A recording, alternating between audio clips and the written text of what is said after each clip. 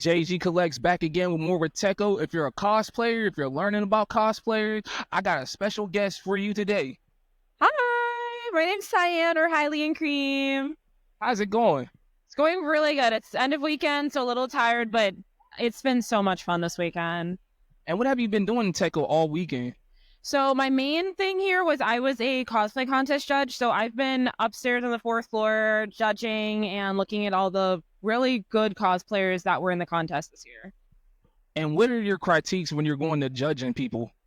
So we really just want to find clean work, but we also want to find unique and interesting builds, things that people put their heart and soul into. And everybody that came in had so much love put into their costume, so it was not easy.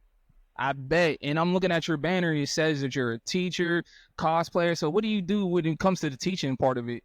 So I'm from California, so I teach out there. I teach beginners, intermediate, and advanced sewists, and I just really want more people to learn about sewing and apply it to anything, mainly cosplay, but I just think anything. You can apply sewing to anything that you want. So how long did it take you to learn how to sew and to get into cosplaying? So I started learning to sew when I was a kid. And then I took it a little bit more seriously in high school, and that's when I started cosplaying and making my own cosplays for me and my sister. And I'm almost done with my college program for which I started about 2 or 3 years ago, and that's when I really started taking the more professional side of it seriously and offering classes to people who were beginners and also wanted to learn those same skills I was learning at my college. For a beginner learning, they're a little shy or intimidated to get into it. What do you do to help them ease into that? We just take things very slowly. It's a lot of having that person gain trust with their machine, because the number one thing that usually happens is, oh, I'm afraid my machine's going to run over my hand. And I'm like, we're going to just teach you all the right things from start to finish. We're going to take it nice and slow, no rushing.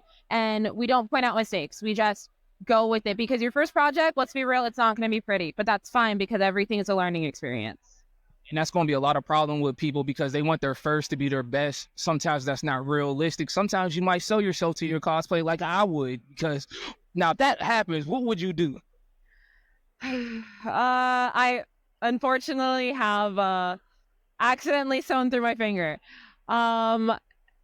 Medical attention is needed. Try to calm the situation down. But luckily in my classes, nobody has done anything like that. We've been very good about keeping our hands away from the, dangerous metal part of the machine and all that stuff.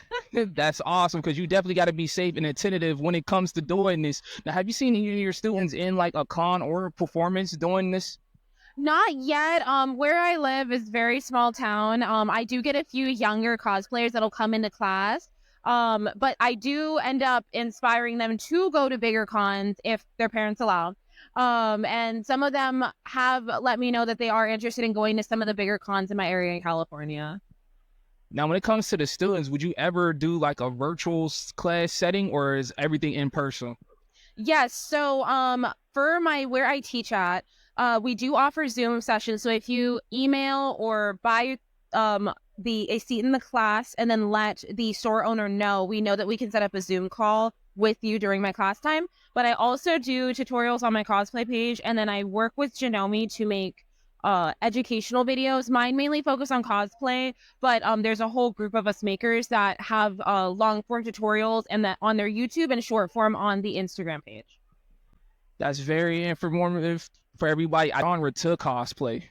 Ooh, I'm a video game girly. As much as I love anime, all my cosplays are pretty much from video games. Love to see it. Any favorite video game in particular?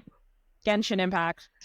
Go figure. I already had an idea. I'm like, maybe she's a Genshin Impact player. Looking at the outfit, yes, it is. And for anybody who wants to sign up for your class who may be interested, where can they find that? So if you look up betweenstitches.com, it is going to be out in Temecula, California. That is the location where we're at, and all my classes are available on their website. You heard all of that? I'm JG Collects. If you're interested, she's very friendly. Looks like she is very patient with you. Don't be afraid to sign up for a class if you have a kid or if you're an adult too. And like that, I'm out.